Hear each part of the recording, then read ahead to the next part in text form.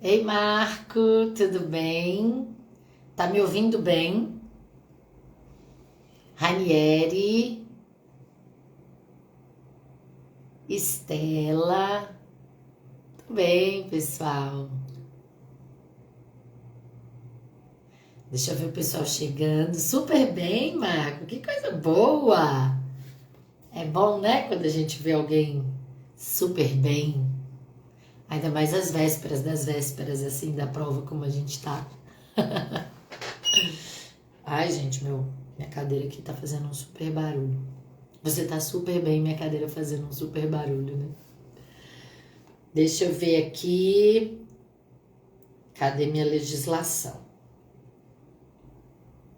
Me conta, gente. Vocês vão fazer prova da UAB? Júnior, boa noite. Tudo bem? Érica. Ei, povo querido. Deixa eu pegar aqui o que eu quero conversar com vocês. Me conta, gente. Vocês vão fazer prova? Estão aqui para conversar? Estão aqui? Qual é a perspectiva? Conta pra mim.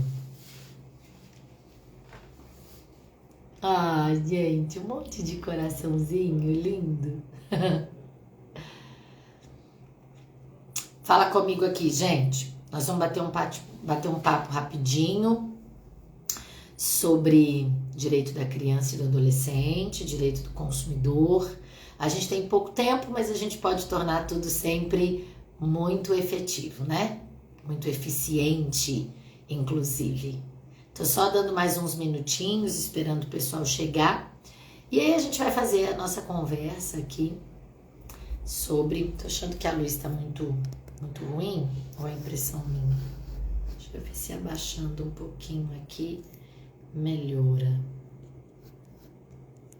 Tem muita luz de um lado, menos luz do outro, pelo que parece.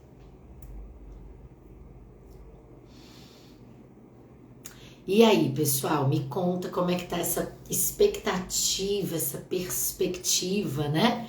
Da gente começar a fazer a nossa prova da UAB muito em breve. E a gente tem que pensar o seguinte, isso é interessante da gente pensar mesmo.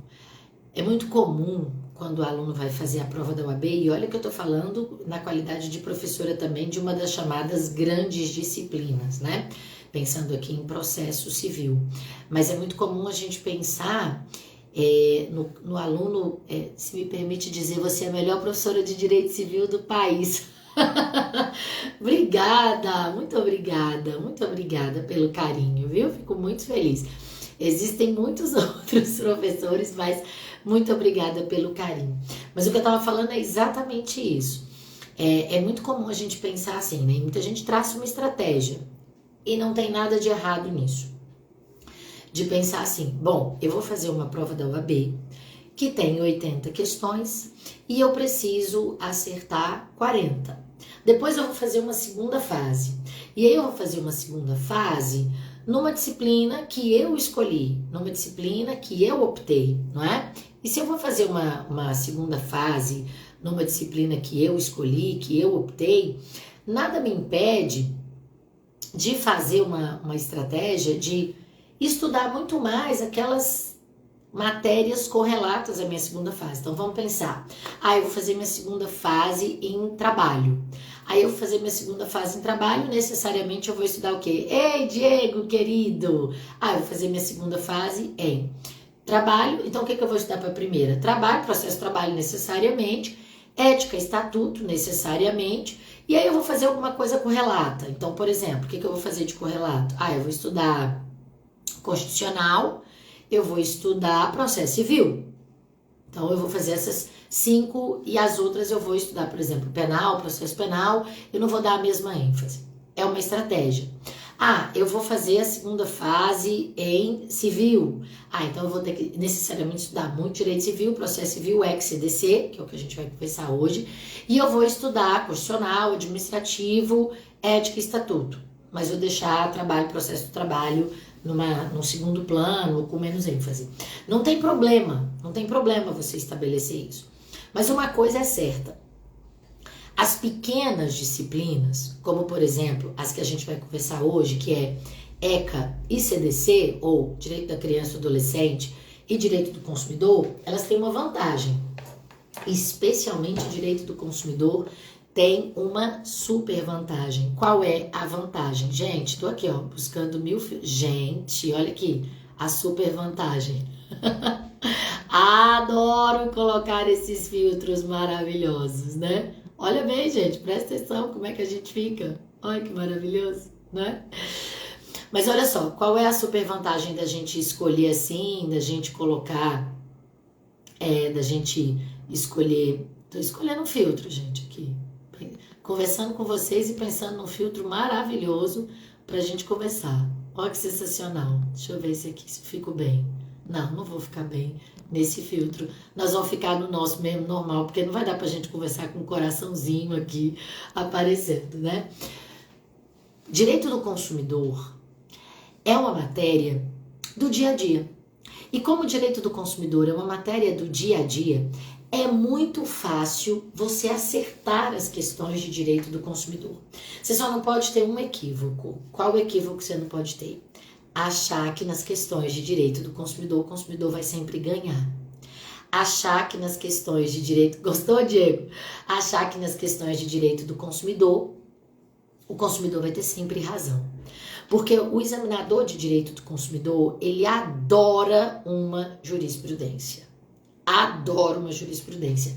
E ele já colocou, por exemplo, é muito comum ele colocar jurisprudência afeta direito de saúde, né, com plano de saúde. Ele coloca jurisprudência afeta contrato de seguro, que é a nossa vida, que é a nossa vida cotidiana.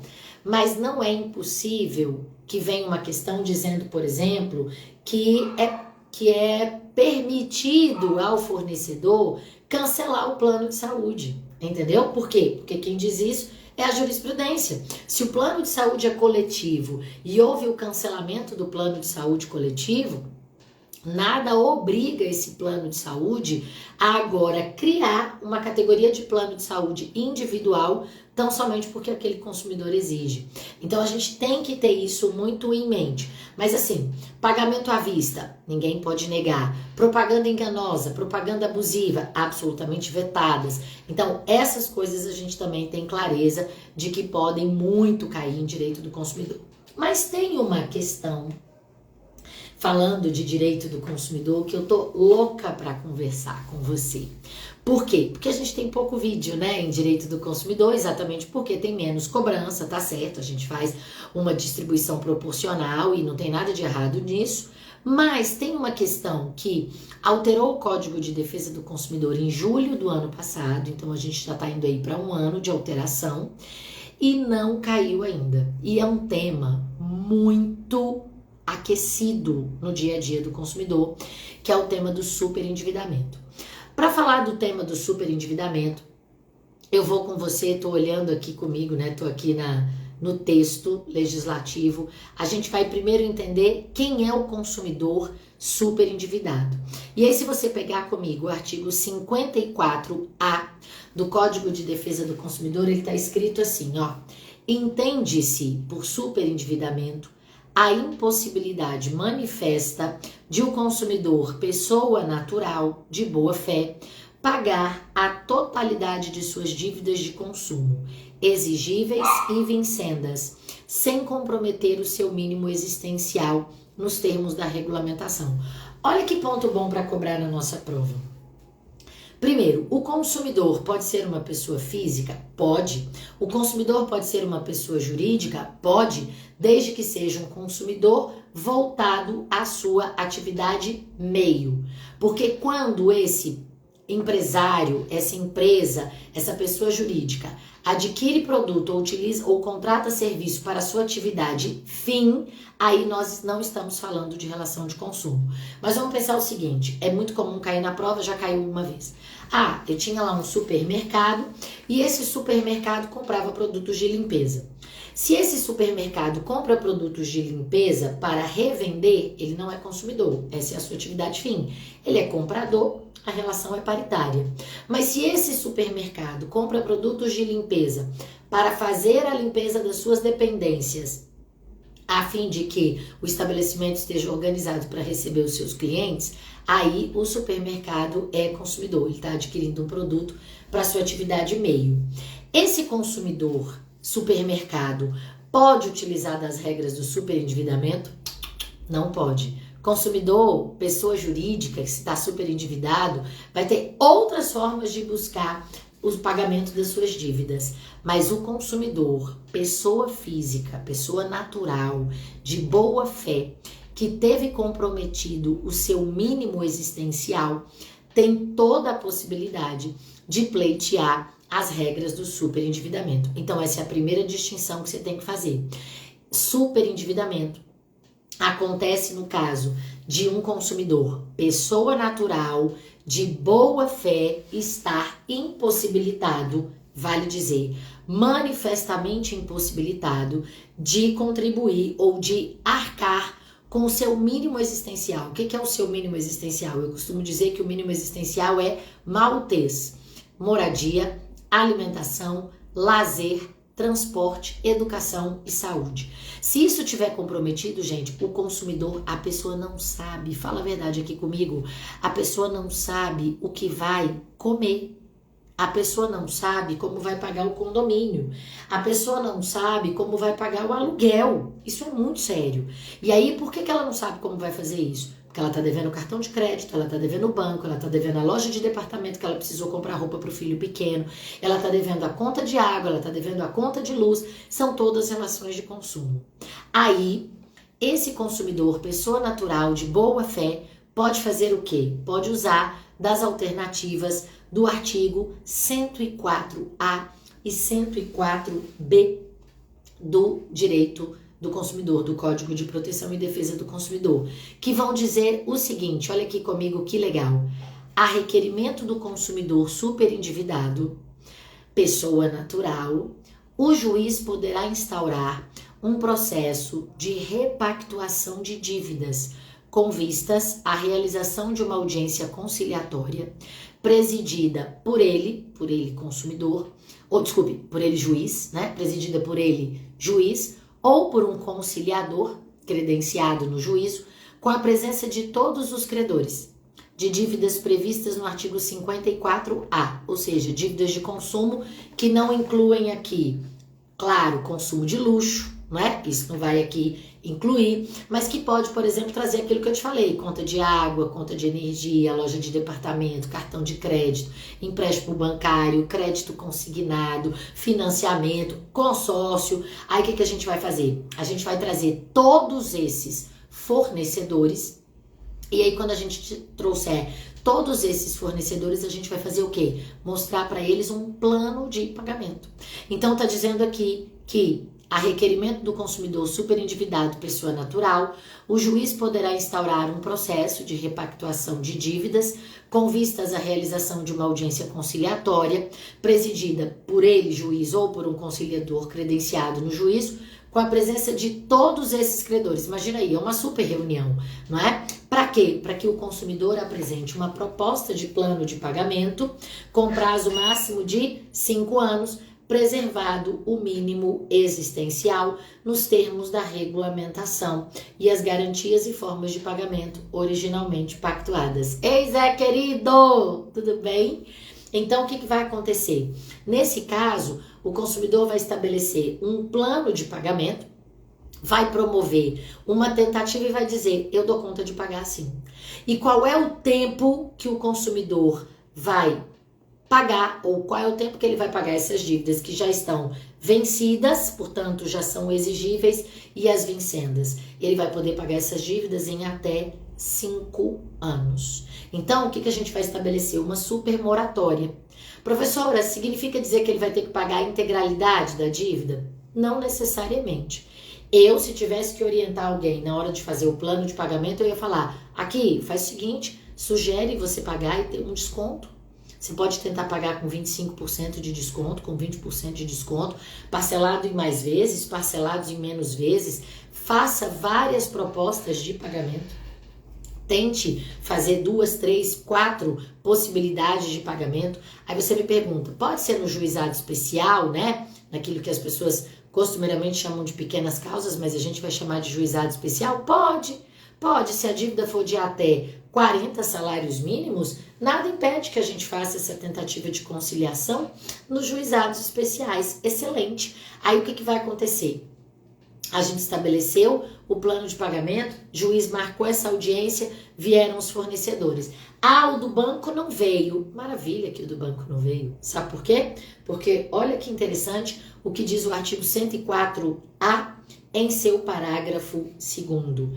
O não comparecimento injustificado de qualquer credor ou de seu procurador com poderes especiais e plenos para transigir, ou seja, para fazer esse acordo a essa audiência de conciliação, acarretará, primeiro, a suspensão da exigibilidade do débito e a interrupção dos encargos da mora, bem como a sujeição compulsória ao plano de pagamento da dívida se o montante devido ao credor ausente for certo e conhecido pelo consumidor, devendo o pagamento a esse credor ser estipulado para ocorrer após o pagamento aos credores presentes à audiência conciliatória. Imagina que sensacional, gente. Então, eu estou dizendo para você que esse consumidor vai tentar fazer esse plano de pagamento e tentar pagar em até 5 anos as dívidas.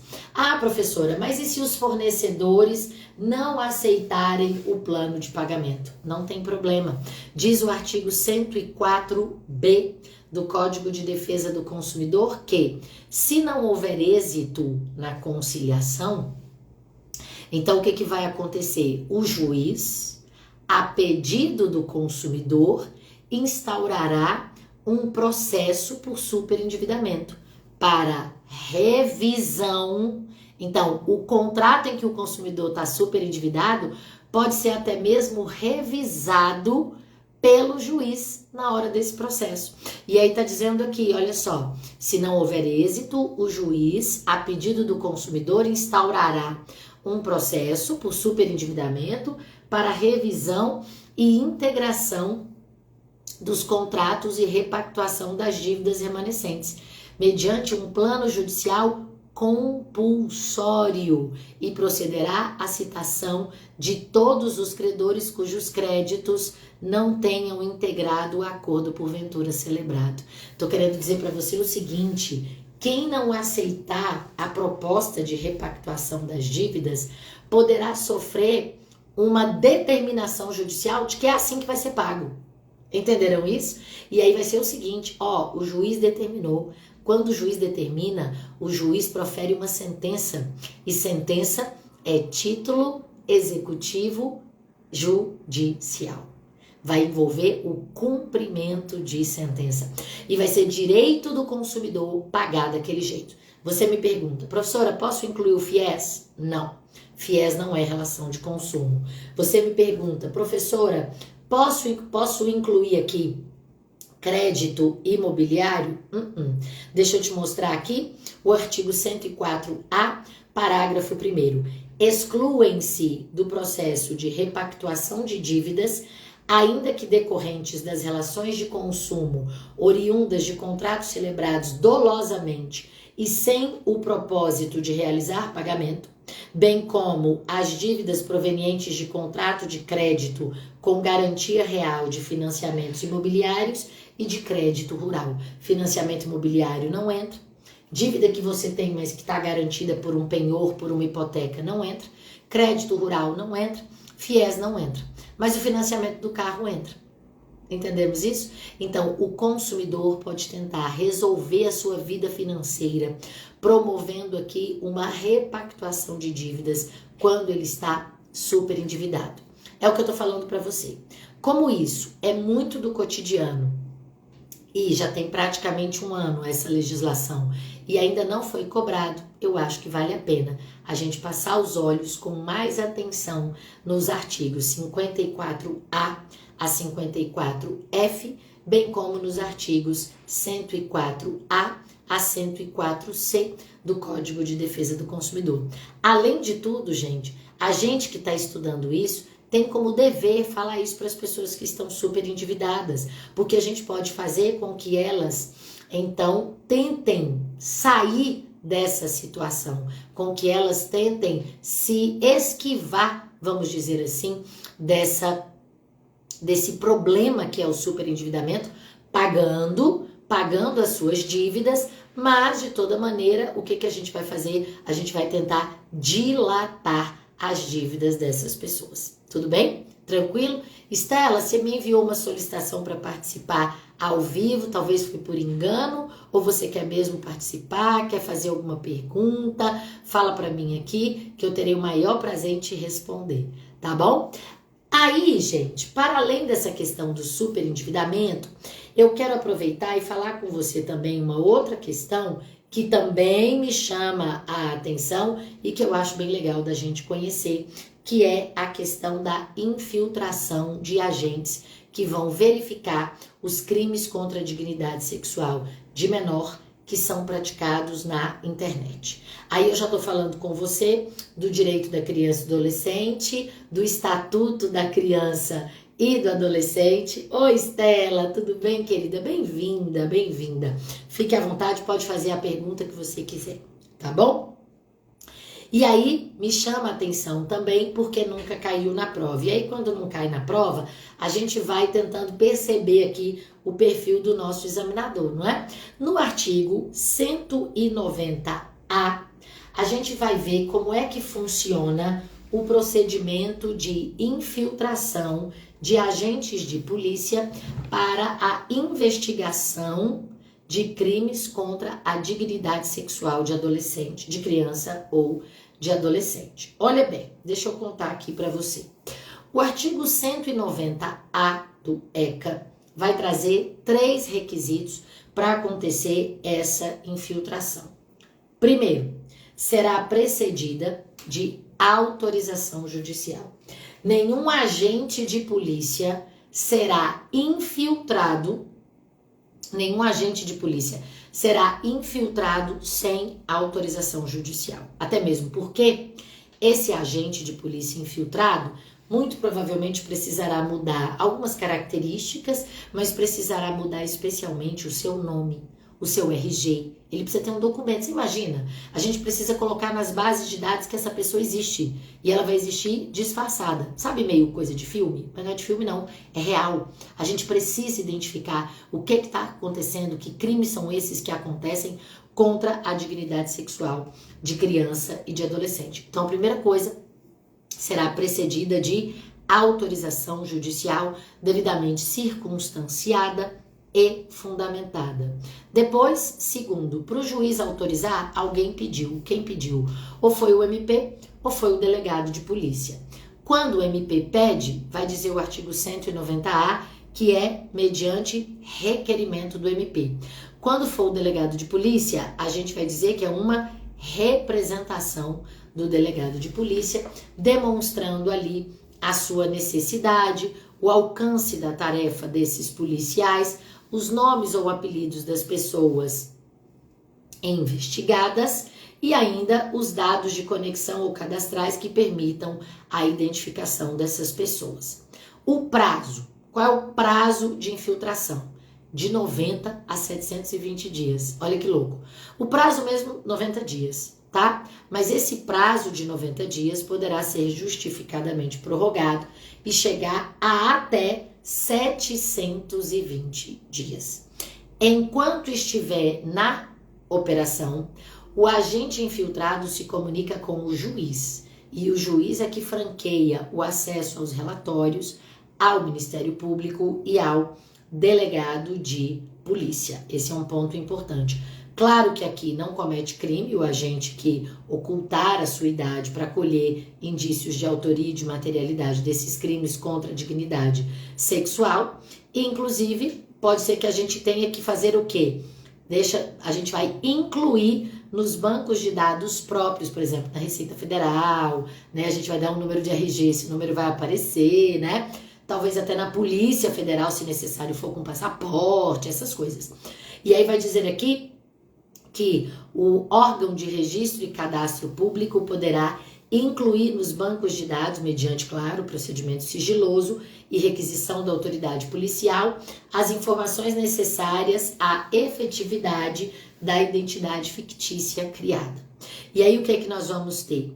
Que depois da investigação, concluída a investigação, todos os atos eletrônicos praticados durante a operação deverão ser registrados, gravados, armazenados e encaminhados ao juiz e ao Ministério Público, juntamente com um relatório circunstanciado.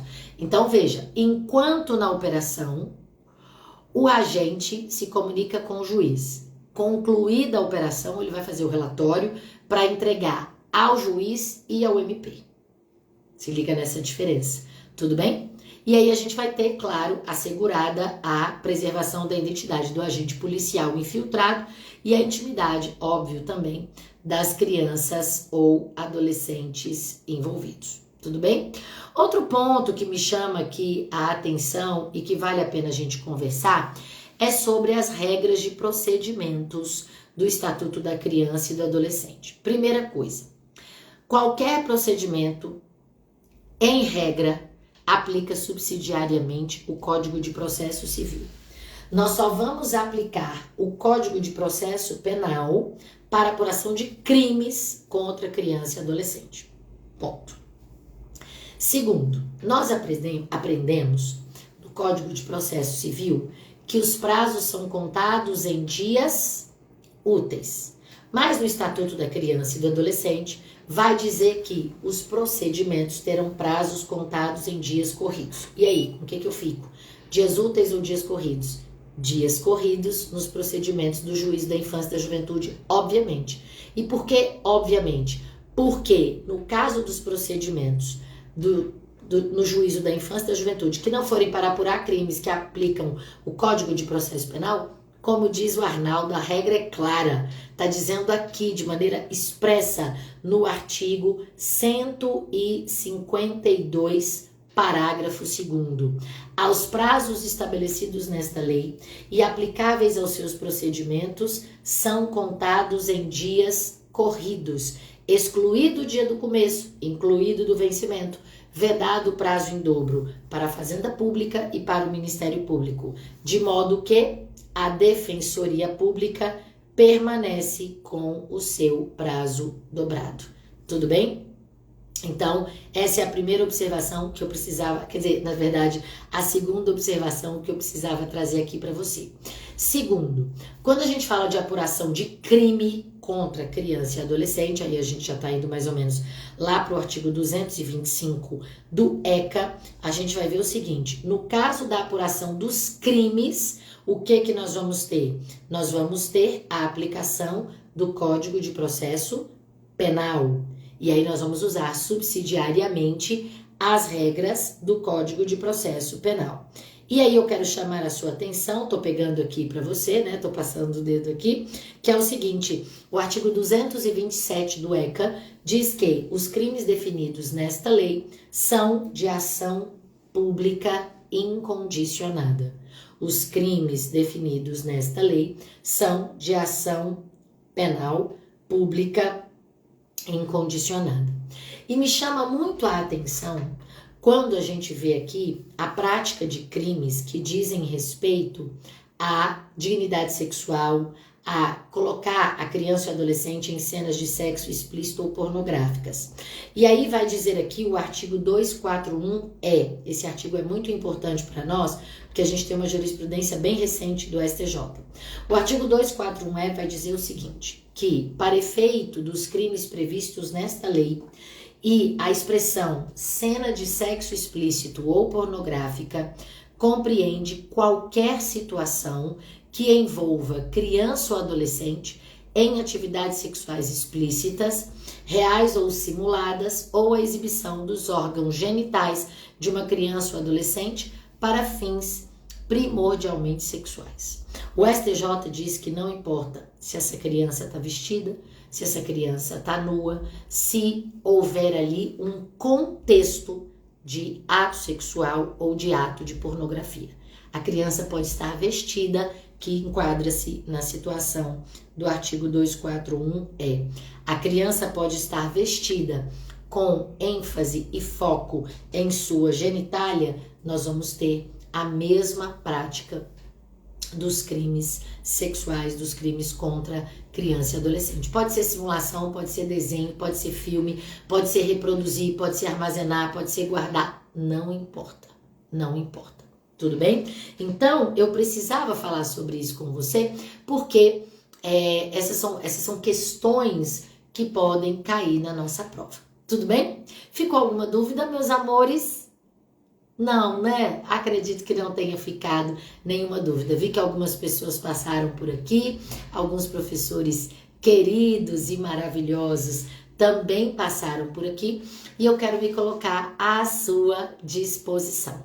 Ponto importante: no dia 2, véspera da prova, nós estaremos juntos. Nós vamos fazer uma revisão de véspera e eu conto com a sua presença. Aí eu vou fazer com você a revisão de processo civil, direito da criança e do adolescente e direito do consumidor, para que você esteja preparadíssimo, preparadíssima no dia da prova, para que você tenha sucesso total e absoluto.